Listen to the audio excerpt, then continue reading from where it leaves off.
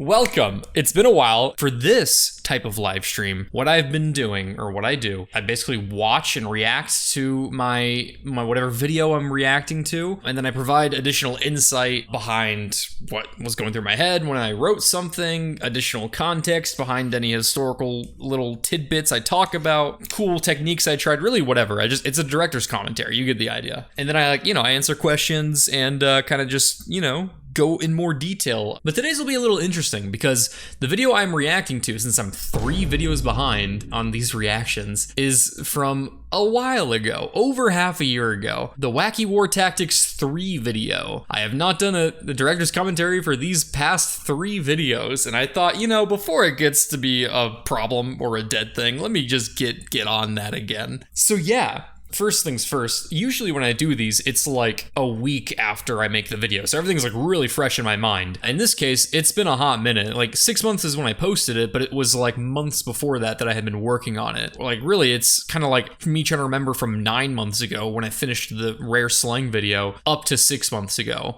where I published this video, because it's in between those 2 dates that I had been working on this video. So it is going to be a lot of forgotten details, but also kind of like more. It'll be interesting. It'll be more like retrospective because I can kind of like place my mindset where I was at those points in time. Like, for instance, if I pull it up, but okay, so December. So before December, looking at my journal, I see I was doing a lot more drawing than I had normally been doing. Yeah, I think like when I was working on this video, I kind of felt more creative than I normally do, which I think kind of translated because now that it's been a while, I see like the performance of the video, and it was one of my better performing videos. When I posted it, it was one of my top performing videos of all time. And usually, like you look at my recent videos and you think to yourself, oh wow, he's not as good as he used to be, because if you scroll way the fuck back, it's like the 5 million views for some of these puppies, 3 million, 5 million, 3 million, 2 million, 3. They're a lot, but you got to keep in mind, these videos have been out for years. And every video I post just steadily grows in viewership over time. What I'm saying is, when I say it's like one of my best performing videos, I don't mean it has the most views. I mean, at this point in time, 6 months after release, the amount of views it has is better than all of my other videos for the most part after 6 months from release. That's how you judge performance. You compare videos at the same point in time after they were uploaded rather than what views they're at now. So this video performed really, really well. And so I have no doubt that over time it's going to be up here in the 3s of millions potentially as the years go on. I make what you could call evergreen content, what a lot of people say. And basically what that means, the content you post isn't kind of like redundant or obsolete, it was the right word, after like a couple weeks. But in general, that's how they're made to be viewed. So it's never like I need this video to be my most viewed video now. It's more of like I need it to be performing at this point in time well. Or, I don't even need it. Some videos I know aren't going to do as well, but I want to do them anyway. So this video I kind of knew would be a good one because this is the 3rd Wacky War Tactics video I had done. My first one was like one of my earliest videos. This is the last video I posted before I really blew up, which happened with the Russian Voyage video. But it was always one of the most interesting series to me because I really loved how the title sounded, Wacky War Tactics. It really rolls off the tongue well. So I really liked it. And it's just such a fun topic. Like war is so bleak and terrible that it's really fun to look into the stupid stuff that happens that either wasn't effective or just didn't really kind of meet your normal expectations of warfare, even if it was effective. So I've always liked this topic and I always knew I wanted to make it a series. And so I did it again. And then this became my best performing video at the time for a long time, the second Wacky War Tactics video. Anyway, it had been a while. It'd been 3 years. And I was like, let's make the 3rd entry finally. I always knew I was going to do it. I have a massive document on my computer that is just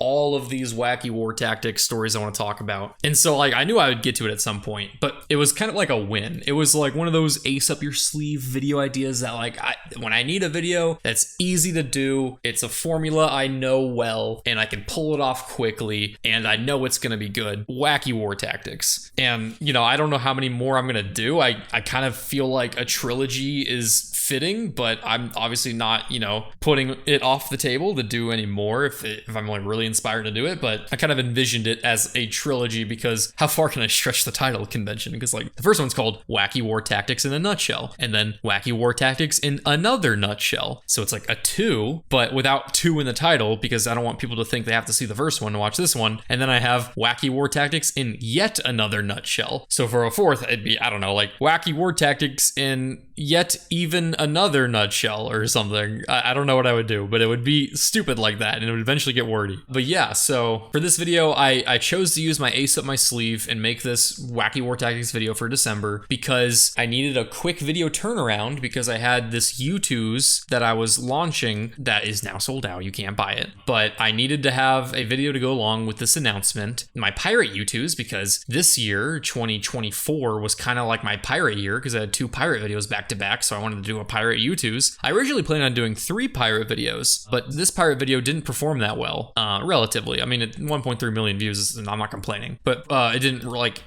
land all that well. Anyway, I wanted to do non-pirate stuff. So instead of a pirate video, I was going to do a Wacky War Tactics video and promote a pirate Youtooz with that. And I wanted it to be a good video so that I got a lot of eyes on the Youtooz product so people could know it happened because I've done a Youtooz before, and the last Youtooz, it ended up selling out, and then people were upset they missed the drop date. So I wanted to make sure a lot of people knew this happened. I promoted it heavily. I even made an exclusive short for this specific Youtooz and extended the campaign by a week to make sure as many people as possible could buy it. Anyway, so back to the actual topic of the video. All right, let me start with the intro. The intro is a scene, right? I have like a cinematic intro, which is kind of new to the channel at this point in time. Since then, I've done it again a couple of times. I've done it with my soda video, or I guess with both the next 2 videos, I did cinematic intros, kinda. So it's kind of like a new thing at this point in time. Up before this, I did a cinematic intro for the first time, I believe, with the worst pirates you've never heard of video, where I did like that whole like pirate on the high seas intro thing. But I had a funny idea. I wanted to start the video with a story, which is something I've done a few times, where I have a good example of a story that fits the theme of the video, but doesn't actually like warrant a full fleshed out spot, or at least I don't want it to take up like a full spot in the actual body of the video. So I kind of like stick those as an intro story. For this intro, I'm talking about the Battle of Gallipoli in World War I, specifically the retreat of the Battle of Gallipoli, which is famous for utilizing a device called the drip rifle. Yeah, so I did like a little fun cinematic intro. I put a ton of work into this background. If you can't tell, this background is actually an ultra wide background. You don't ever see the full thing, but it extends this far to the left. This is as far as you see. You see up more than this, and then really far to the right. But even in this entire video, you don't actually see the entire background because I don't end up using all of it. But I painstakingly put in time drawing this. I experimented with new texturing. As you can see, like normally I do pretty smooth, solid lines for things, and like some lines for texture, like the scratches on this guy's face. But for backgrounds, I haven't really done much more texturing than that. But for this one, as you can see, like the like rocky kind of like outcropping here, I have lines that I'm experimenting with different pressure sizes to kind of give that rocky vibe, and like different shades to kind of like let you know it's kind of like coming out and in. And then I'm using a technique where I have areas that your eyes are drawn to of hyper detail, which is this area right here. Basically, in this area, I am doing a lot of texture and a lot of detail, a lot of highlighting to basically like give you an idea of what the texture is going to be. And then what you do as an artist is you have these areas of high detail, and then you kind of like melt out to less detail so that your brain fills in the details, right? Basically, that's to save you time, but also not to make the image too busy. So if I were to like, you see the detail here, I have like black lines showing the texture going down. I show how this rock comes out to a point, and you can tell by the slanted lines here that it's like sticking up a little bit and then coming down. If I were to maintain this level of detail throughout this image, you're going to be kind of like looking everywhere because you won't know where to look. Everything will be equally detailed. So what you do is you have, you know, like the actual focus is this guy here laying on the ground, which is most bold, most prominent. No line in the shot is as thick as this guy's. Nothing is as thick as this man right here in this shot.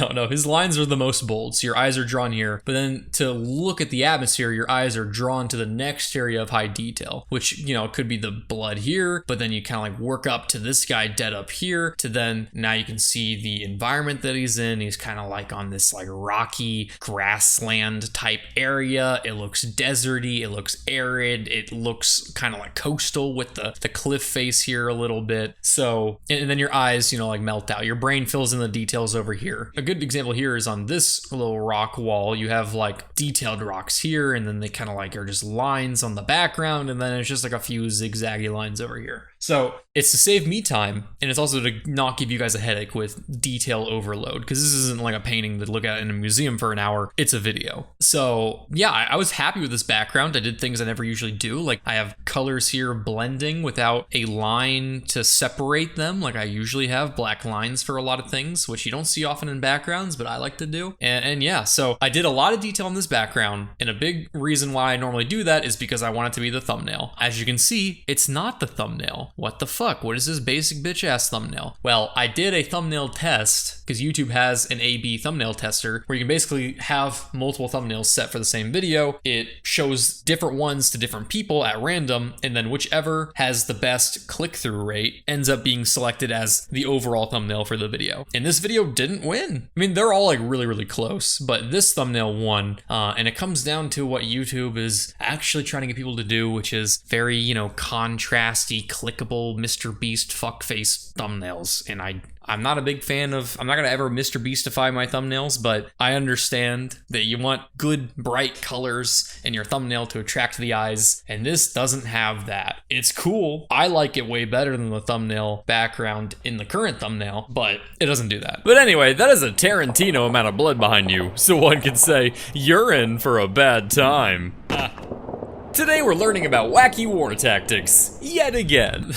I like that intro a lot, because I get to tell a whole story in just 2 minutes with a lot of jokes to really hook people in and a lot of whimsy. So, a few things with this intro. One, so I have pillars, basically. I have creative pillars to the, like, what makes a BlueJay video a BlueJay video. And I have 6 of these, and I have them up on my little bulletin board right here so I don't forget. Basically, it's like when you're working on a video, to make it, it's like basically what is the thumbprint of my identity, right? So one of my pillars is I call lore, and basically I have written a BlueJay video contains extended lore, expanding upon the world and developing the characters. And so for every single video, in some way, shape, or form, I want to address the lore, right? I want to expand upon it. I want to develop it. I want to add more context to it or something. You know, it doesn't have to be huge. It could just be something small. This video is pretty small overall because I'm not like taking a guy and showing him around. But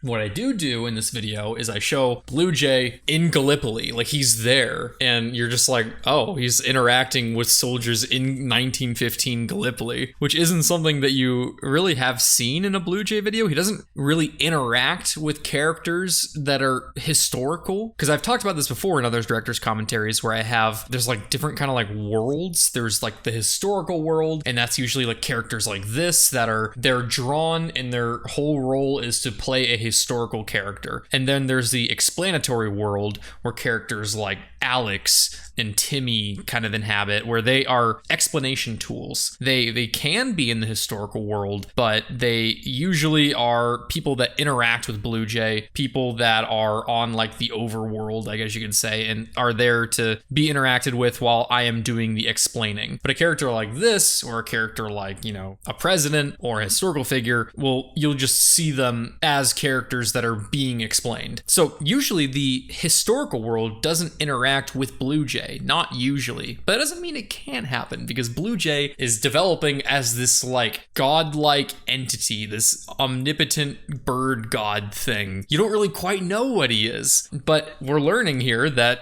he can kind of be in all times and places with things that don't fit in those times and places, like an iPhone where he's looking at Uber Eats and drinking boba, and you're just like, what the fuck? And he's interacting with people that are in a World War I battle. So it's kind of expanding upon his presence in the world and kind of like what he can and cannot do, and kind of like maybe the fact that he is growing more powerful or something, or maybe he's just showing what he can do more. I I don't know. Who knows, you know? You tell me. But yeah, so that's kind of like me trying to like fulfill the lore checklist item in this video. And then I go on into like explaining the video with a lot of like whimsy and jokes. And there were like a few things in here I wanted to like kind of like touch on a little bit. So the drip rifle itself, there were some parts of this that I kind of like wanted to like put an asterisk on. So for example, there are a few times when researching the story that I saw that water was scarce for Anzacs and Gallipoli, and then some people expand upon that by saying that some cans for these drip rifles the soldiers had to pee in so that they could like actually drip and operate. Now, I can't find any sources that explicitly confirm that. I find a lot of reasonable explanation or speculation that could say that that was the case, and that's why I kind of like chose my words carefully. I said that there's a non-zero chance that some of these cans are given the old golden shower treatment to operate. I'm not saying it for sure happened. I'm saying there's a solid chance that it could have happened. But you know, it's also been reported that there weren't like a ton of these. These drip rifles weren't like by the thousand. So like it is also reasonable that if you're retreating and you're by an ocean, you probably can get enough water to pour in a couple like dozen of these or however many they actually set up. Because there weren't all that many people that were left behind to do this part of the retreat where they set up these drip rifles. So and there's also a lot of speculation as to how effective this was and to, like whether or not the Ottomans knew this was happening. Some people think that the Ottomans did know that these weren't actual rifles, or they weren't tricked into thinking that the Anzacs were still in the trenches with these drip rifles.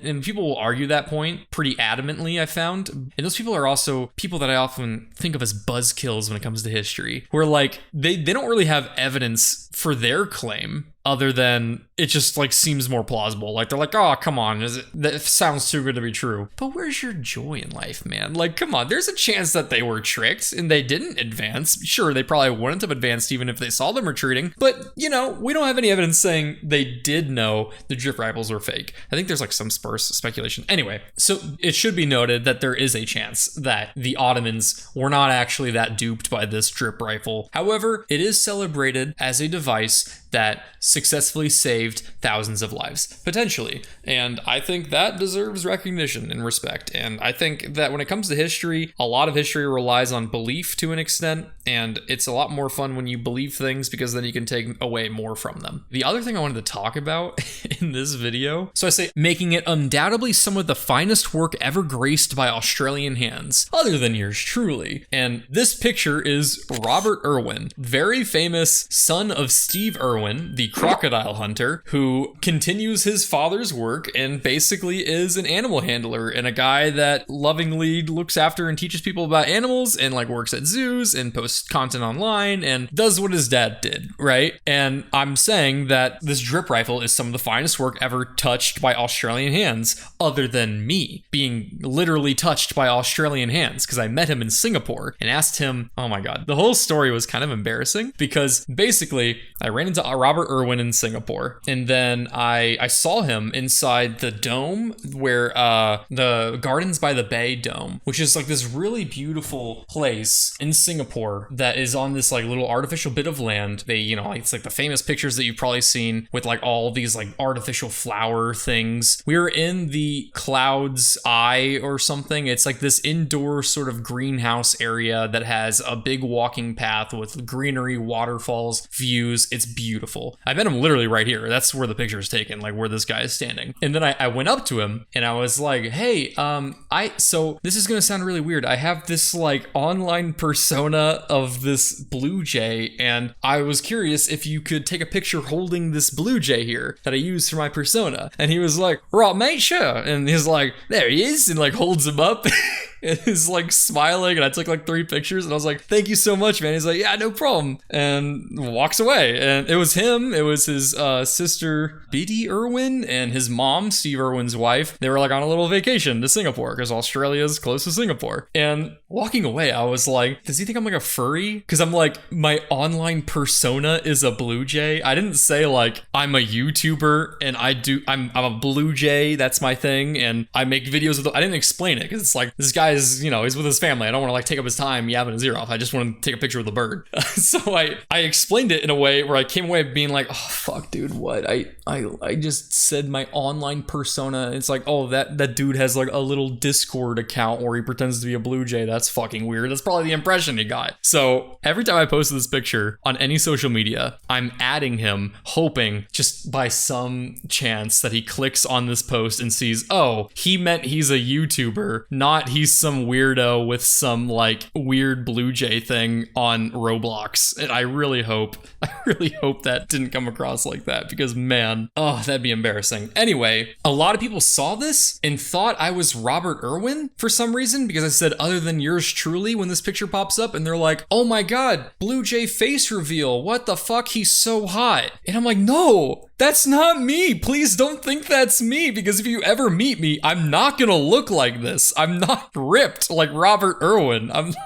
It was weird. I had a lot of people thinking this was my face reveal. This is not me. This is famous animal caretaker and educator Robert Irwin. Please don't think this is me. Dear Lord.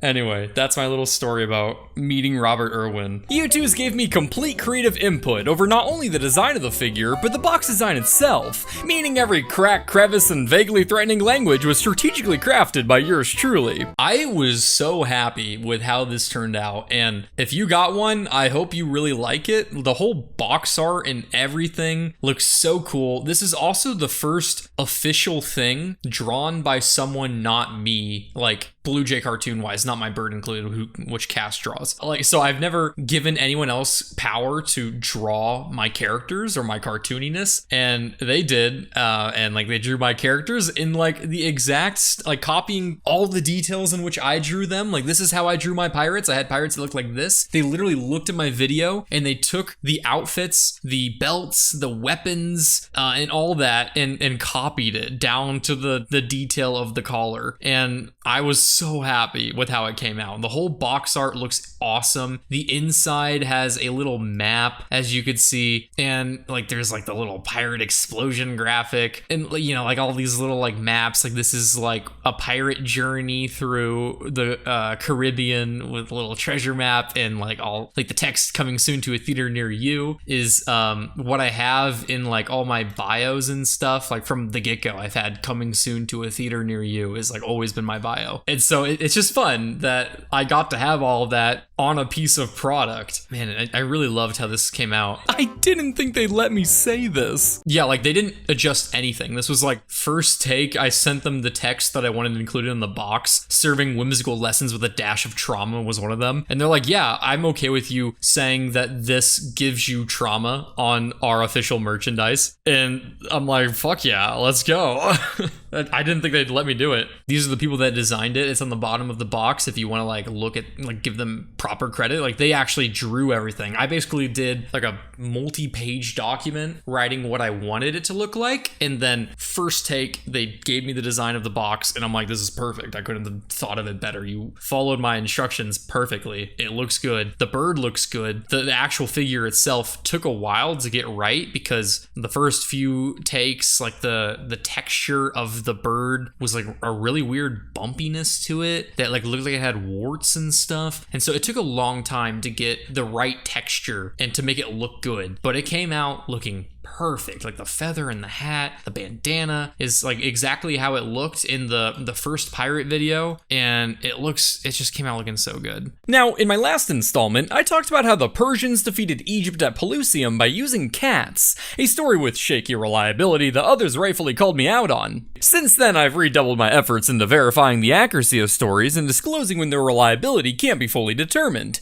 Ancient history is always a blurry topic after all, and while this first story takes place around the same time as the Battle of Pelusium, the tale of cat warfare was first reported 700 years after the fact and only comes from a single source. This was kind of like my way of addressing the like shaky accuracy of that video, because I didn't want to like make a video that was like kind of like drama related, you know, where, or it's not drama, but I didn't want to like make a video where I sit down and like address the potential errors of that video, because I don't know, that's just not really like my channel's brand. So I'm like, here's a good way of addressing it in a video without making that the focus of the whole video, to add kind of like accountability and context and owning up to a potential mistake that I made. made, which was most likely a mistake. This priceless knowledge was studied by Helu, the king of Wu. I also really love all the drawings for these ancient Chinese characters, because if you like look at their art, I mean, there's not a ton to go off of. I had to do a lot of like guessing and like looking at the costumes used in TV shows produced in China that were about this time period to see like what they might have been dressed like. And then I kind of copied that, hoping they did their research better than I could have. But like stuff like this thing on his head, like that was from one of these like old portraits that I saw. And I think of this guy specifically, or if there was one, I don't know if there was one, because a lot of these characters, you know, there's really obscure footnotes in like one document. I think it was either the Zozahan or probably the Shiji is where I got the like these stories from. Well, this story specifically was in both the Zozahan and the Shiji,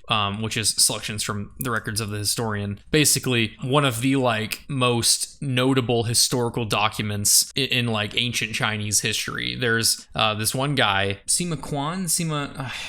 I don't know, I might be butchering the pronunciation of his name. He's basically one of the earliest, most prominent historians of ancient Chinese history, and his work, the Shiji, or the records of the Grand Historian, depending on like who, like the translation, is very, very important. It's kind of like one of the most important documents of ancient Chinese history because it is like one of the only sources for a lot of these time periods that are super old. And so it's not like an inaccurate source. A lot of people think that it is a very trusted, very good source. They've been able to verify it as best they can with a lot of his stories. But of course, there are inaccuracies and things that don't match up with other accounts or points in history that we can pinpoint as historians. And so it's a really good source from my research. It's not a perfect source, but it's really good. And then there's also, for this source specifically, the Zhuan, I think it's pronounced. I'm sure I'm completely butchering that. This is the spring and autumn annals. Ugh,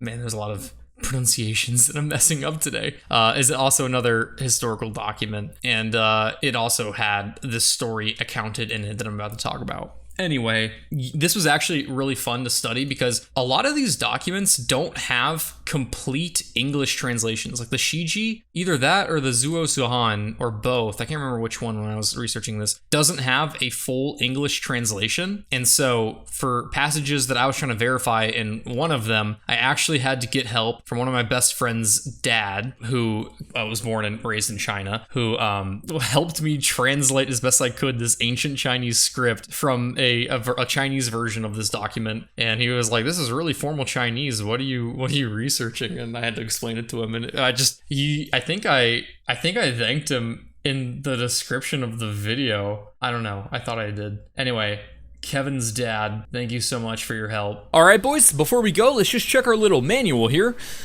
Food. Make sure to bring food, guys. Genius. Of course. I love swallowing objects. And it looks like we need something called fire. Fire? What that? Oh, it like air, but when angry. Oh. Yeah, oh, you mean bad touch. Excellent. And we also need candy for every soldier. Wait, this ink is fresh. Who wrote this? Maybe it's a new update. Oh, I forgot to say. So I did have a big note for this. So I mentioned earlier on my script, I have notes for what to talk about in the director's commentary. So that video, or that skit, and also before, was kind of like poking fun at the art of war and its simplicity. And so while I make fun of it, and it's something that a lot of people like to make fun of because like the art of war has things that sound really simplistic, but it was truly, even with the simplicity, it was a revolutionary work and essentially was like the Warfare 101 guide for kingdoms and rulers so early on before there was really any precedent written down for how to do this thing called war. Like war was kind of a new novel concept relatively in the BCs. Like you had fighting, right? You had people killing each other and you had skirmishes and stuff, but like actual war, like thousands of people fighting thousands of people until people were dead, is kind of new. Like that's not a thing people really did or had the capacity to do with populations being smaller. I mean,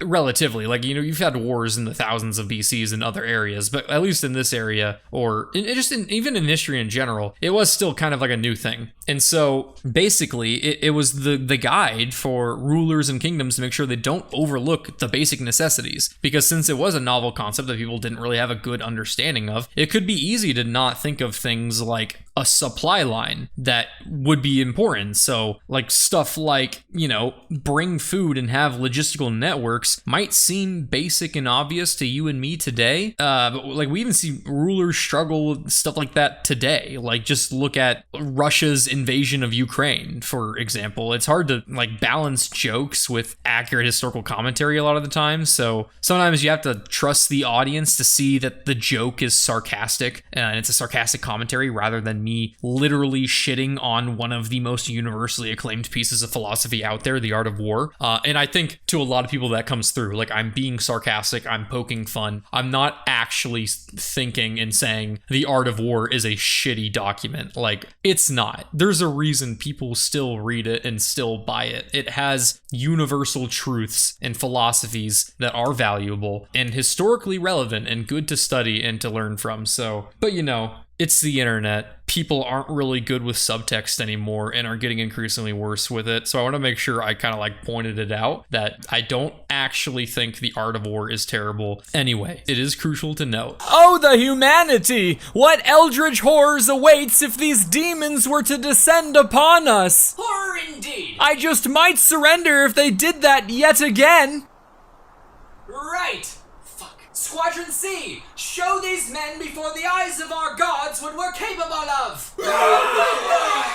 Sweet heavens! My men are truly cowering in fear! As they should! Now, if they were to show us yet another time... I love that skit so much. Oh, man. Okay, so I've talked about this a lot in videos, but basically a lot of videos start with me reading about something and then thinking of one really funny skit and then building an entire video out of one skit or one joke. So way back when I started this channel, I had read about this story. Like when I was researching my first Wacky War Tactics video, or even before that, like when I was like first researching videos in general to do on this channel, I came across this story and it has been like one of the first 3 things on my like 20-page plus idea document for years now. Like it's been 5 years plus or whatever that I have had that idea. And I've never covered this story about soldiers cutting their throats in battle in this like battle against the Wu. And then I finally decided, okay, I'm going to finally use this story and talk about it in this Wacky War Tactics video. And back when I had this idea,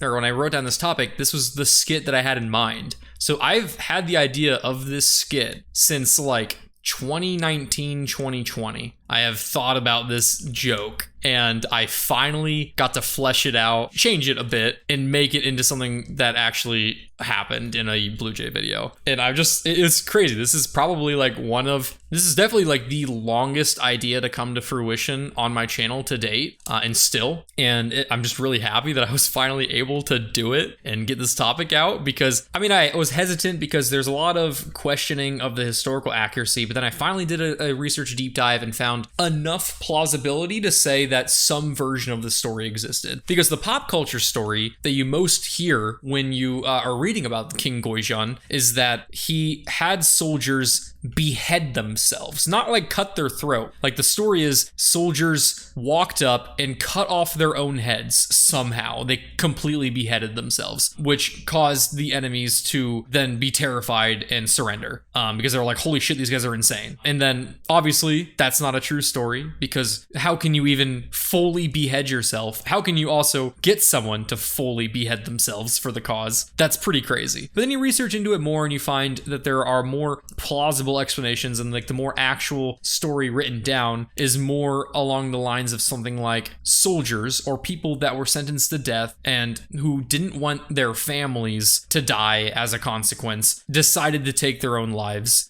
in a way that served what could be a good outcome in a religious afterlife or whatever their motivations might be. So it's more likely if this were to happen, it would have been like prisoners probably, maybe soldiers willing to die depending on the translation, that probably just cut themselves on the neck and bled out and died. But still, it would look pretty gnarly to just see these guys walk up with swords and cut their own throats. And then you might wonder, okay, well, why didn't they just kind of like run away or fight back with these swords? Well, that's where the whole probably their families would be at risk of death and they wouldn't want to subject their families to death and like bad outcomes, but you know, like there's like a lot of people when they're like sentenced to death or going to die, like you'll see not act in like their complete survival instincts. Like there are plenty of instances where people are led out, like they know they're about to be executed, they're about to be shot as like prisoners of war, and they walk out and they get on their knees and they die, because like you just can't put yourself in the mind of someone that is sentenced to death or someone who is going to die. None of us can actually understand what's going to go through your head in that point in time. So it's very clear from what we've seen in just like modern history, people do have a point where they just kind of give up when things are so hopeless like that. So it's not all that implausible to me that people could be convinced or forced to kill themselves in the front lines of a battle. Sure, it's pretty out there, I would say, but it's not out of the question in my mind. And then like I address a lot of that later on in this story, but like also like people are like, well, why wouldn't they just run to the other side and join the enemy? And yeah, I mean they could have, and maybe that would have worked out for them. But again, like there's a whole like their family and people back in their hometown, and then there's like also a certain amount of reverence for the afterlife that people around this time had that we don't have, or not as much, at least I would say, as a culture today. And stuff like that, you know, could be like pretty nasty consequences for them. So yeah, this topic was something that I just hadn't covered for a while because like the historical accuracy aspect, but then I finally did the research, deep dived into ancient Chinese text and got it translated, and found, you know what, there's enough here for me to say this is something I could talk about with a disclosure. As with all ancient history, a certain amount of faith is required when learning about its stories. However, I'm more inclined to believe this tale, as its sources are often considered some of the most trustworthy in ancient history, and the tale is recounted by Sinology experts today. So this is me really, like I said, trying to cover my bases, like my disclosure, and also like, hey, YouTubers like DJ Peach Cobbler, let's try not to make a video calling me racist here, yeah? Let's see, like, you know, there are a lot of people out there that add credence to this story and talk about it and say that it probably happened, and here are my arguments as to why I think there's a solid chance this could have happened. I spent a lot of time tracking down, verifying, and independently translating various sources. Shout out to Kevin's dad. So if any YouTubers are looking to make some content, I hope they are satisfied with this disclosure. That was a joke, by the way. Okay. On what I said earlier about sarcasm and people not being good with it, I hope you all are watching this and are like, okay, he's sarcastically like calling out the YouTubers like, hey, don't make a video if you're looking to. But there were so many people in the fucking comments of this video, so many fucking dumbasses that are like, wow, I can't, like, fuck DJ Peach Cobbler, or like, I can't believe you're so mad at DJ Peach Cobbler. No, that's a joke. The joke is that I'm playing on to the joke. I'm playing on to this bit. It's a bit. I'm not actually mad. I was not mad at this. This is a good video that he made. This BlueJay Was Wrong video. It's a very good video. I really liked it. Again, it's the internet. People are so bad with subtext. It just goes completely over their heads, or just any kind of nuance. You have to be so literal, cannot be sarcastic, because people do not understand sarcasm on the internet anymore. This is sarcasm. And like me like defending myself about the racism, like, that was a joke, guys, I'm not racist, that was a joke, by the way. People do not understand what I am saying there and think I'm actually mad at him with my tone of voice, and I cannot fathom how you hear my sarcastic tone being like, so if any YouTubers are looking to make some content, and think, holy shit, he's mad. How are you that oblivious? I'm joking. Yeah, I don't know. He's weirdly close with that cavalry commander. Probably not the only saddle he's riding. Call me crazy, but I just don't think Alexander is straight. What was that? I was just saying that Alexander is great. What's going on over here, babe? Alex? Ah, Hephaestion. Finished getting that city named after me? Which one? Alexandria, or Alexandria? Alexandria. Oh, yes. Paperwork's been submitted. Excellent. Oh, hey, Alexander the Great. Make sure to write that one down. This whole section, the Alexander the Great part of the video, is probably where I felt most in the groove with my writing. It's so tight. Like, all of it's, I think, in my opinion, well written for me. And a lot of good jokes, a lot of good skits. It's all silly, it's all lighthearted. And I really like this bit here, and like the whole like them, Alexander the Great was actually people saying, I don't think Alexander is straight. And they're like, oh, I meant you're great. Alexander the Great, not straight. Like, because like there's a common like theory out there that one of his closest friends and cavalry commander, Hephaestion, that Alexander may have had a homosexual relationship with him, because a lot of the like people's arguments is that he had cried a lot when Hephaestion died. Like he was heartbroken. And people thought he was more in love with Hephaestion than his actual wife and everything. You know, there maybe he had homosexual relations, but also homosexuality was not what it is today in ancient Greece. It was kind of like you weren't like defined by what your sexual attraction was, because it wasn't viewed as like a taboo. Like people could just like fuck a guy and then girls and guys, and it's not like a thing to be defined by as it is in today's culture. So even if he was gay or like whatever you want to call it, there's a solid chance that, you know, he was. And if he was, it wouldn't have been seen as something notable or weird by the people of this time, and they all probably were too. And it just like, yeah, it wasn't like a taboo. So this isn't me like, a lot of people were like saying like, actually it wouldn't have been weird if he was gay, but it's like, it's still come on, like it's a joke, like it's a skit. Obviously this is not a historically accurate skit anyway, but that's kind of like a little insight about that time. All right, that was a great victory. Now for diplomacy. Go further east. That's a fantastic idea. No, sir, should we not engage the Persians in negotiations so as to not overextend ourselves and risk hemorrhaging our forces against the largest empire known to man? Oh, my sweet Clythius. No. I obviously I'm like fictionalizing all of these like character types. Like I decided just for fun to make Alexander the Great just kind of like this little frat boy that's just like, fuck it, we ball. And then there's like a character counter to him, a foil that's like his advisor that's like, sir, should we not like be more like planned and like just kind of really like take our time and figure this out? And he's like, no, fuck it, let's just keep going. And that's just the joke. I mean, there's no like historical accuracy to it, but it's just kind of like the direction I decided to go with his character in my fictional telling of him. The siege dragged on, the Macedonians slaving away with naval protection, while the Tyrians provided them some public theater with volunteers from the audience. So one thing I did with this video that I noticed I had stopped doing, with this video I tried to like make sure I grounded myself again with my whimsical writing. I think before it, for a few videos, I felt like I wasn't really leaning into the whimsy as much. I noticed a lot of my videos are getting long. Like this Cold War video is 30 minutes. The slang video was also like up to 30 minutes. You have these long videos with a lot of explanation, but like my videos in the past were like 8 minutes, you know, and I'm like, what did I do differently? And so I looked at them and I realized I wasn't fully explaining everything like I was now. I was giving the audience more credit than I have been doing lately, in the sense that I will make like joke comments explaining something, assuming people would understand what is happening. So basically what I mean by that is right here, where I say, with the Tyrians providing them some public theater with volunteers from the audience, I'm not saying, while they were toiling away, the Tyrians then took captured soldiers, cutting their throats and throwing them off of the wall to send a message and to intimidate the Macedonians who were advancing on their city. That's a mouthful. It is literally what they were doing, and it is good for education. Like, I'm teaching you what happened. But I could also say all that quickly with a joke, how I did, saying, providing public theater with volunteers from the audience, and just show what's happening so that you know, okay, so the Tyrians were killing prisoners of war and throwing them off the walls. And I did that a lot in this video, where I am explaining things like the rocks here from the house, like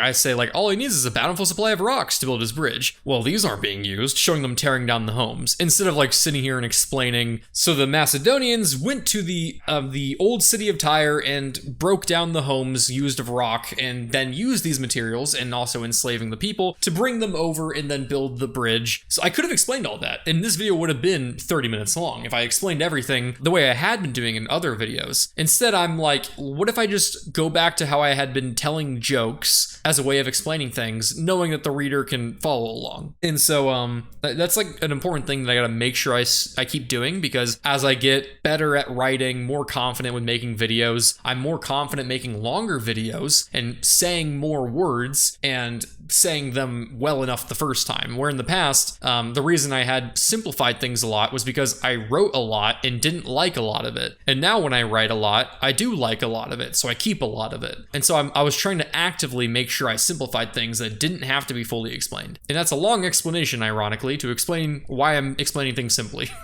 This 10 kiloton nuke weighing 7,300 kilograms would be buried 35 feet deep and blast a crater 640 feet across. To help visualize, that is a bomb weighing 780,302.73 gumballs with a 100 billion gumball yield, buried 420 gumballs deep and exploding a 7,680 gumball wide crater. It's crazy to see how far the gumball bit has come. I believe I first made a gumball joke in my Russian Navy video, which obviously that's the reason, that's the one that blew up for my channel. And ever since then, I've tried almost every time to do a gumball reference measurement in my videos. And it's not like something I'm just like forcing, by the way. Ever since I was a kid, I always visualized money in gumballs because it was 25 cents for a gumball. So like if someone was like, oh, this person just won $1 million, I'm like, oh my God, that's 4 million gumballs. That's always like the kind of like joke I would have as a kid. And also like how I literally visualized money was with gumballs, like putting it into gumballs, because I loved gumballs. They were, I mean, who doesn't? It's great. You're going to like a restaurant and they have like a little gumball machine and you get a gumball. It's fun. And so I decided to like use it as my units for things. And for this video, I literally did unit conversions. I have a gumball standard like SI sheet, like a standard measurement in gumballs for every unit that I have used in videos. So like I have a official BlueJay gumball weight, official BlueJay gumball length, official BlueJay gumball kiloton yield, so energy. I have an energy unit, I have a money unit, 25 cents, and I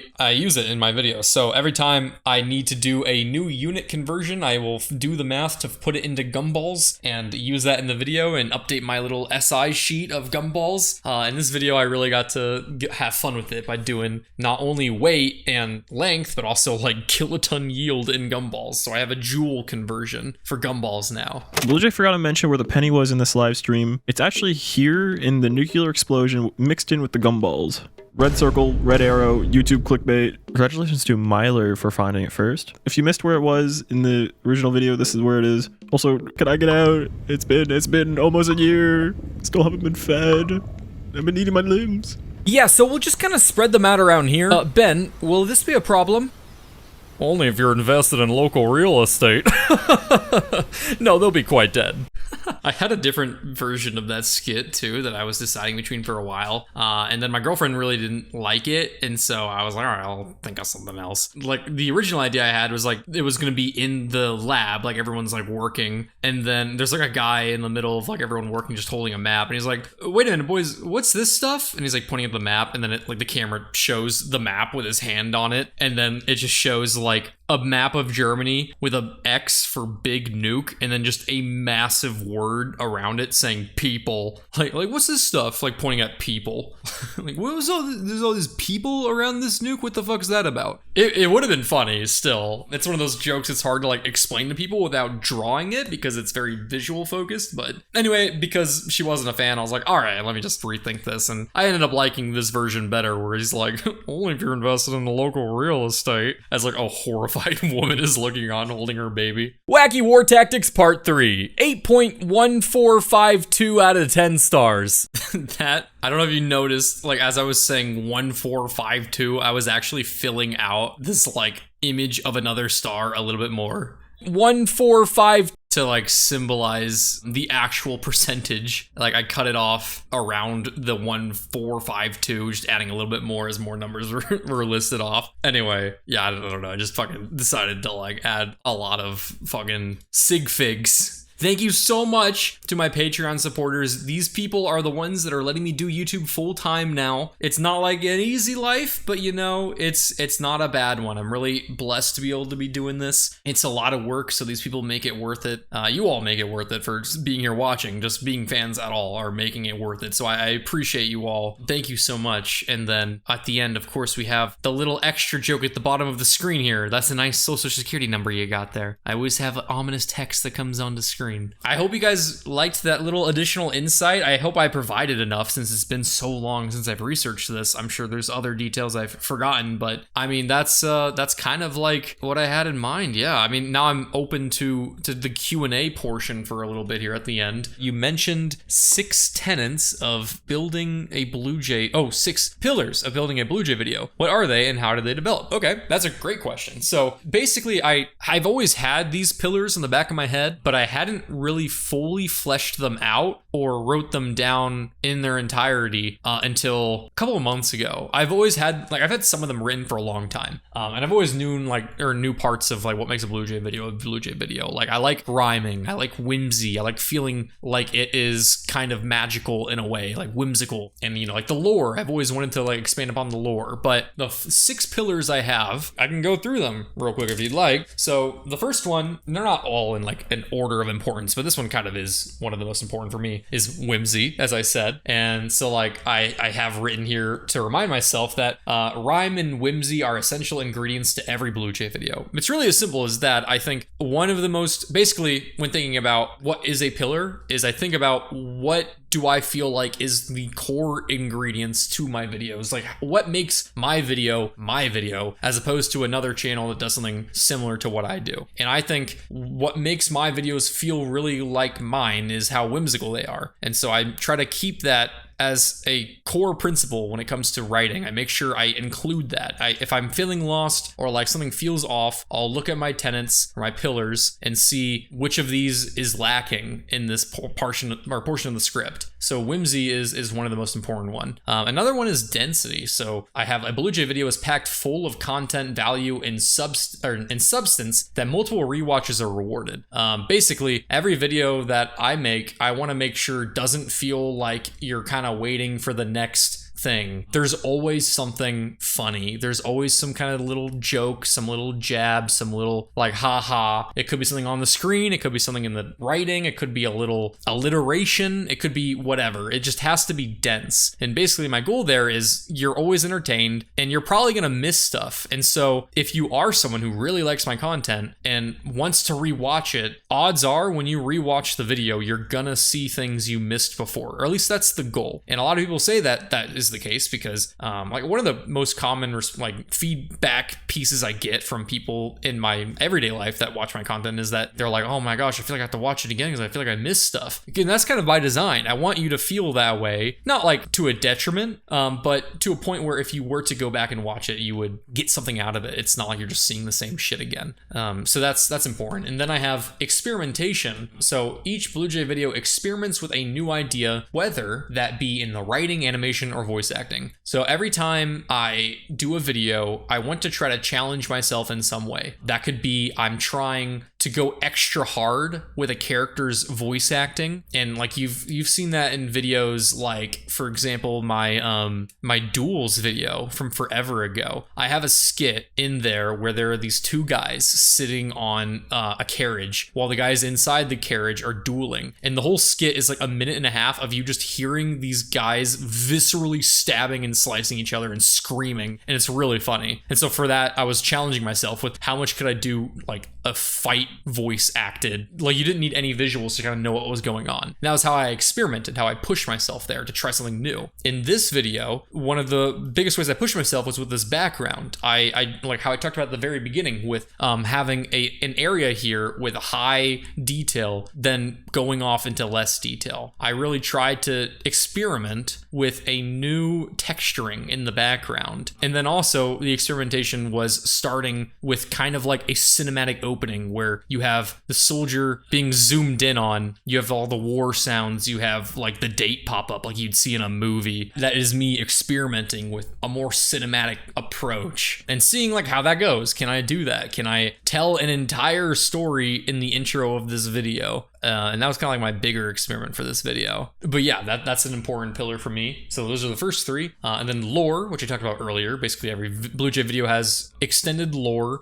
expanding upon the world and developing the characters. So that includes not only BlueJay, but like Alex, Timmy, these characters that you see frequently in my videos, they are expanded upon. I try to make sure every video expands upon something like that in some way. It's not always very strong. These pillars aren't all like supposed to be at 100% present for every video. They just need to be present. Another pillar I have is subtext. So a BlueJay video seeks to subconsciously educate the viewer on various lessons in morality, developing their character through subtext, overarching themes, or other methods. So basically, I think my content, I'm trying to instill lessons of morality, or basically what it means to be a good person, and basically just I try to teach. There's something I'm trying to teach in every video, a lesson I'm trying to get people to take away from my videos, because I'm a storyteller at the end of the day. That's what I kind of view myself most as, and for me, growing up, stories were one of the most essential parts of my development. Reading books, watching shows and movies, and reading what characters did and how they thought and the choices they made were crucial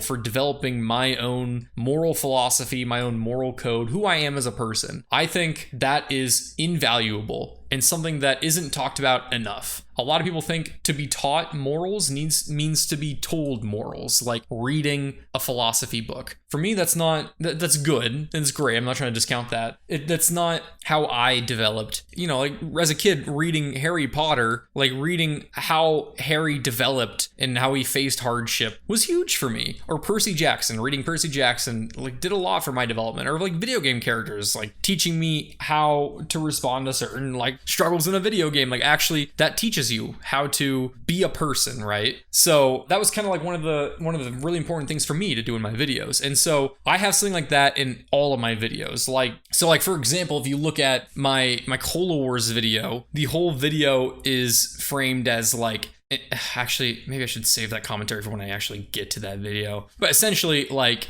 you know, by talking about certain topics and like making jokes, or like showing, for example, a CEO being comically evil, or even like through BlueJay, like doing things to Alex, or like putting him in situations, or like teaching him how to do something that is kind of a bad thing and showing the negative outcomes of doing those bad things, like in like one of the how-to videos, for example. It's kind of like my goal is to teach people morally why certain ways of thought or why certain actions are bad. And I don't know if that made much sense, but I think there's a lot of like channels out there that will just like flat out tell you what's good and what's bad, like especially like politics stuff. And I think there's enough voices like that out there, and I wanted to be a voice that was doing that subtextually. I think there's a lot of people out there that won't change if you tell them how to act, but if you show them examples of people doing bad things in history, okay, like in this video, like Alexander the Great, and how he is kind of funny and goofy, and he's loved, he's the great, Alexander the Great, and then I highlight the horrid outcome of this heroic story that's often told with heroism, like he ends up killing the male population and enslaving the women and children. Like that's the lesson subtextually there, is not only one about how you shouldn't idealize people too much, but how there is a lot of glorification of things like war, especially ancient war, where it's kind of like the only time you interact with it is through like movies and epics, where it's like cool and awesome and heroic and fairy tale-esque. But it's also bad, and it's dangerous to do that, because I shock you back to reality with, this is what he ended up doing to the people that were innocent. And so that's kind of like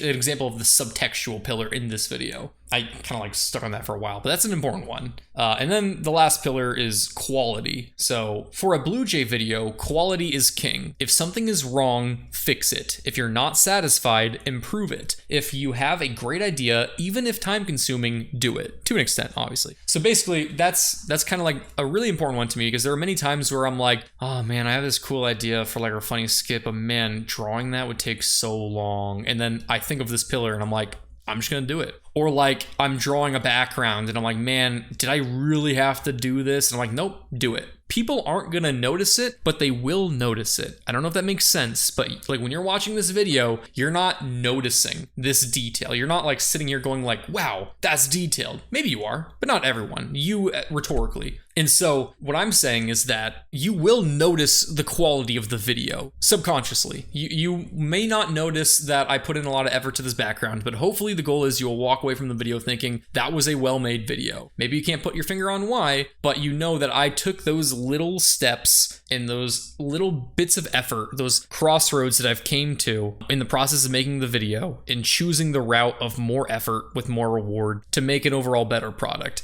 or piece of art, not product. It's not product. And that is a very important pillar to me. And so like for this video, an example of the quality is of something being wrong, fix it. How I mentioned earlier, I was pronouncing tire as tier, and I could have just left it as tier and gotten some annoyed comments, but it would have been fine. Instead, I'm like, no, I'm gonna go back and re-record it. And that's an example of me following the quality pillar. And so those are my 6 pillars. I know it's a very long answer to that question, but it's a very important question. Where do you think you have grown the most, and where do you still need to grow? I still need to grow everywhere. I have grown the most in, I mean, it's hard to, so one exercise Cass has me do. So Cass is not only the person that draws my birds and my hats for my birds, but she's also my art mentor, my creative mentor. We have meetings every month where we sit down Saturday mornings, get on a call, and talk for like 3-4 hours, where she goes over homework assignments that she gives me and things that she wants me to talk about and think about,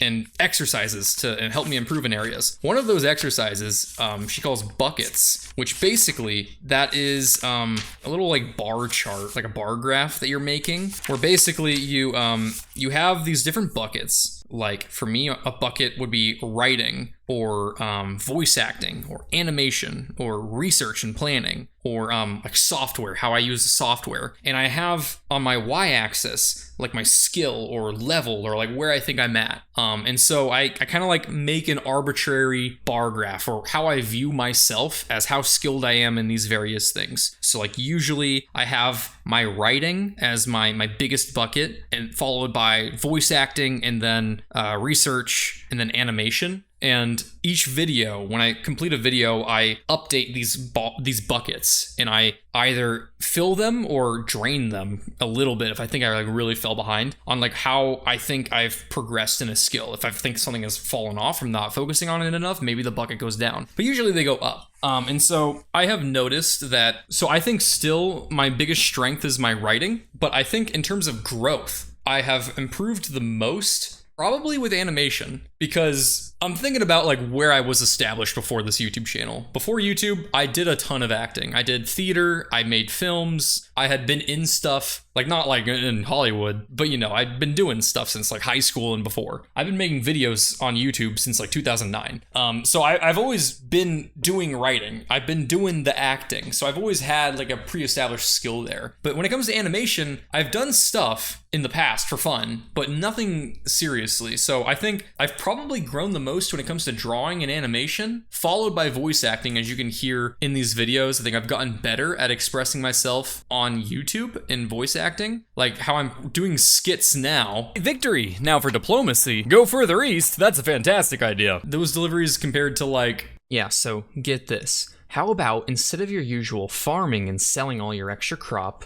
we keep the you farming part, but we take all your crop for the important people. that is the exact same microphone, the exact same program, the exact same microphone settings. Everything is the exact same. The only difference between those two recordings that you just heard is my confidence in my voice acting. That is the only thing that has changed. There's the same voice, same person, same equipment and everything. It is the exact same mic, believe it or not. I still use the exact same shitty $50 microphone set I got off of Amazon, and it's terrible, and I've not changed it because, I mean, you really don't need an amazing microphone to make good sounding stuff. It's mostly about your environment, but like, I mean, that environment was like the same as like this environment for this video, so I think I've improved quite a bit in voice acting, I would say. And then writing. I've definitely improved in writing, but I think I was always pretty good at writing. Forgive myself for, stroking my own cock a little bit. All right, well, I hope you guys enjoyed today's director's commentary. I'm going to have to cut it off because I have got quite a bit of chores I got to do. I hope I was able to give you guys some good insight into this very lovely video that I look back on with fondness.